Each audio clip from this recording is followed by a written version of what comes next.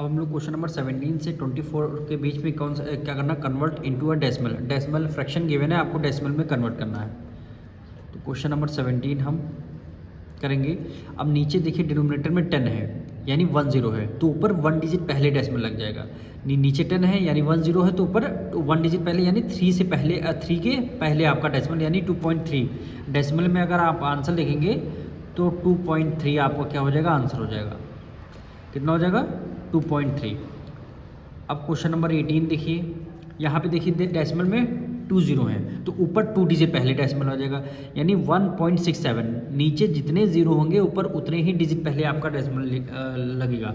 नीचे 2 जीरो ऊपर 1 डिजिट पहले 2 डिजिट पहले डेसिमल, यानी आंसर क्या आ जाएगा 1.67। ये क्या हो जाएगा, आपका आंसर हो जाएगा। अब 19 देखिए, क्या वैल्यू गिवन है, नीचे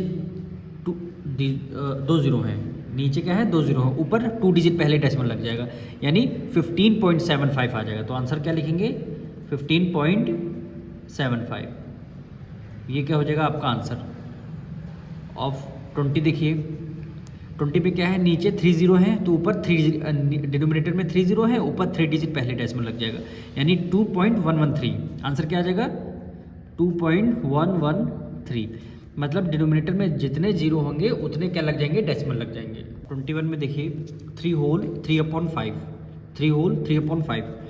क्वेश्चन नंबर 21, 3 को हम एज इट इज लिखेंगे, जहाँ होल जहाँ पे आ जाएगा वहाँ पे हमें पॉइंट लगाना है। अब 3/5 को हमें पॉइंट में आंसर यानी 3/5 फ्रैक्शन हुआ, फ्रैक्शन को हमें पॉइंट में आंसर लिखना है। तो डिवाइड कैसे करेंगे, डिनोमिनेटर को बाहर रखेंगे, यानी हमने क्या किया 5 को बाहर रख दिया, वो आपका न्यूमरेटर वाली वैल्यू है ये अंदर जाएगी। अब इसको डिवाइड देना है। अब डिवाइड ऐसे होगा नहीं, डेसिमल लगाएंगे, डेसिमल लगाते ही यहाँ पे एक जीरो हो जाएगा। तो 5 की टेबल में 36 टाइम में आता है, 5 6 या 30, रिमाइंडर जीरो आ गया। क्या वैल्यू है 0.6, तो पॉइंट तो ऑलरेडी पहले से लगा है, क्या क्या करना है, केवल 6 करना है।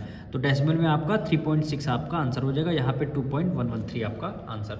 अब 22 देखिए, 5 होल 11/50, 5 होल 11/50।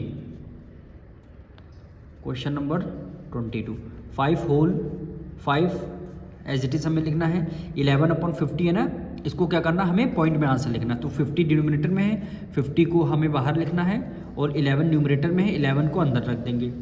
और 51 टाइम करेंगे तो 11 आपका छोटा नंबर है, तो हमें क्या करना होगा, डेसिमल लगा दिया और यहाँ पे हमने एक जीरो लगा दिया। अब हो गया 10, 52 जा कितना होता है 100, 2 टाइम करेंगे कितना आ जाएगा 100 आ जाएगा। ठीक, 0 में से 0 गया 0, 1 में से 0 माइनस कर देंगे 1 आ जाएगा, 1 में से 1 गया 0 आ गया। अब डेसिमल यहाँ ऑलरेडी पहले से लग चुका है, तो एक जीरो हम अपनी तरफ से लगा देंगे। 52 जा 100 होता है यानी 2 टाइम कर देंगे, रिमाइंडर कितना आ गया 0 आ गया। अब 0.22, तो 5 तो पहले से लिखना है क्योंकि होल तो आपका होल नंबर में जो है होल तो रहेगा, लेकिन उसके बाद वाला जब फ्रैक्शन डेसिमल में लिखेंगे उसके बाद यहाँ पे लगाना है 0.22 है, तो 5.22 क्या हो जाएगा आपका आंसर हो जाएगा। इसी तरह क्वेश्चन नंबर 3 में एज इट इज़ करना है। 23 में क्या है 2 होल 13/20, तो 2 है, 2 को तो हमें एज इट इज़ लिखना है, 13/20 का डेसिमल में आंसर लिखना है। तो डिनोमिनेटर में 20 है, 20 को बाहर रख देंगे, 30 न्यूमरेटर है, इसको अंदर रख देंगे। तो देखिए 20 बन जाए 20 कम हो जाएगा, तो डेसिमल लगाते ही एक जीरो आ जाएगा अंदर। तो 26 जा 2 6 जा कितना होता है 12, 2 6 जा 12 होता है, यहाँ पे जीरो है तो हमने यहाँ पे भी लगा दिया, यानी 20 की मल्टीप्लाई अगर आप 6 से करेंगे तो 120 आ जाएगा।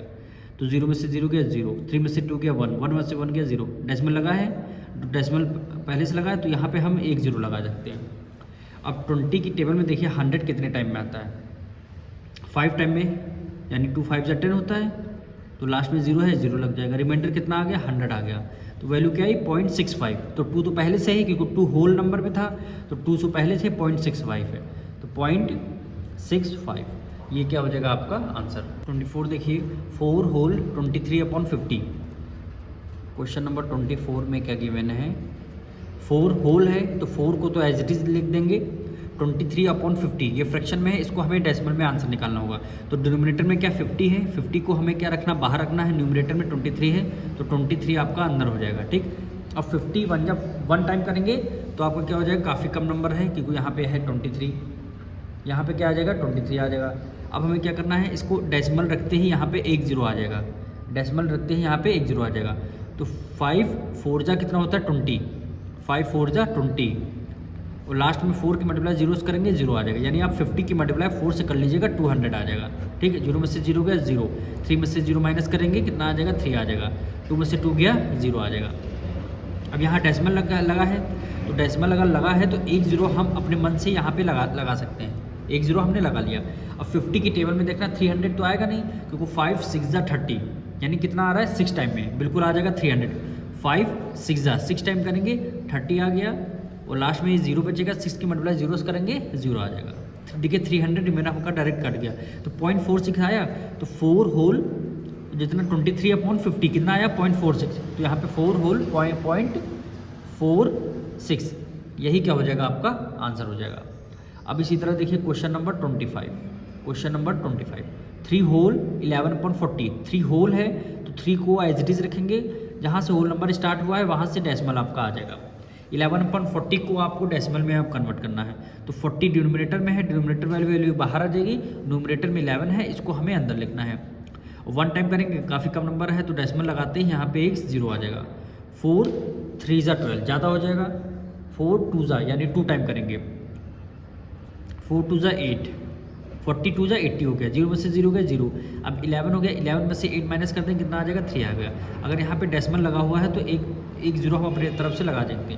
4 की टेबल में देखना है 30, 4 की टेबल में 30, 4 8 जा 32 ज़्यादा हो जाएगा,